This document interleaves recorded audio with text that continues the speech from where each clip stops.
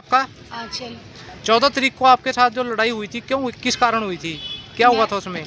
जी sir, मैं अपने बच्चों को छोड़ने जाती थी ट्यूशन, तो जो सचिन का बेटा है वो मेरे पीछे उसने सांड भगाया, तो मैं और भी बच्चे थे तो मैंने बोला पागल हो गए क्या, तो उसकी दादी मेरे साथ गाली गलौज करने लगी। गाली गलौज करने के बाद उसकी बहू और उसी यानी कि सचिन, अमित, रवि, ये तीनों और इनकी बहू और इनकी माँ मौजूदगी पे पहुँचे, मेरे साथ मारपीट लड़ाई झगड़ा करने लगे।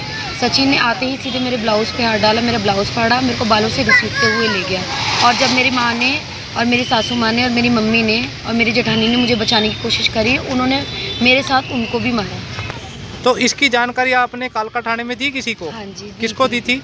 सर जिले सिंह को दी थी मैंने। तो जिले सिंह ने कोई कार्रवाई की? नहीं जी, कोई कार्रवाई नहीं करी। हमने मौजूदगी पे अपना ब्लाउज़ फटा हुआ मैंने दिखाया, बाल सर के दिखाए, सब कुछ दिखाया, लेकिन हमारी तरफ से कोई सुनवाई नहीं की। जब जिले सिंह ने कार्रवाई नहीं की तो आप किसको मिले?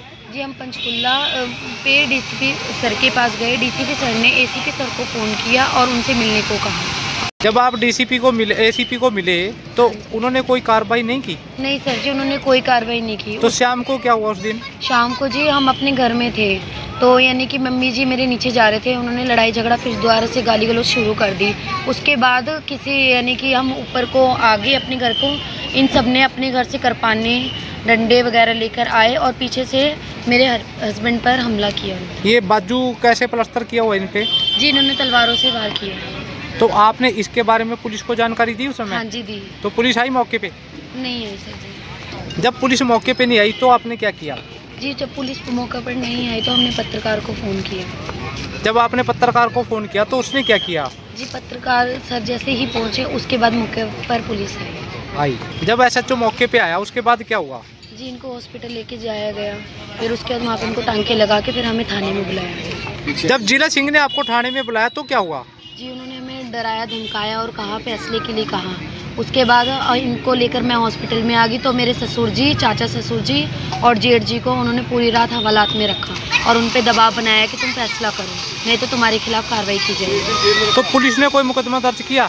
जी, हम ये यानी कि उनका हमारी तरफ से कोई सुनवाई नहीं कर रहे थे, वो उन्हीं की तरफ से सुनवाई कर रहे थे। जब आपके रिश्तेदारों को उन्होंने कस्टडी में रखा, हाँ जी। तो आपने उस समय किसी ऑफिसर को फ़ोन किया? जी, उनसे पहले ही इन्होंने हमारे हाथों से फ़ोन छीन लिए। तो फ़ोन कब दिया आपको? फ़ोन अगले दिन जब हमने यानी कि फैसला किया उसके बाद हमें फ़ोन दिया गया।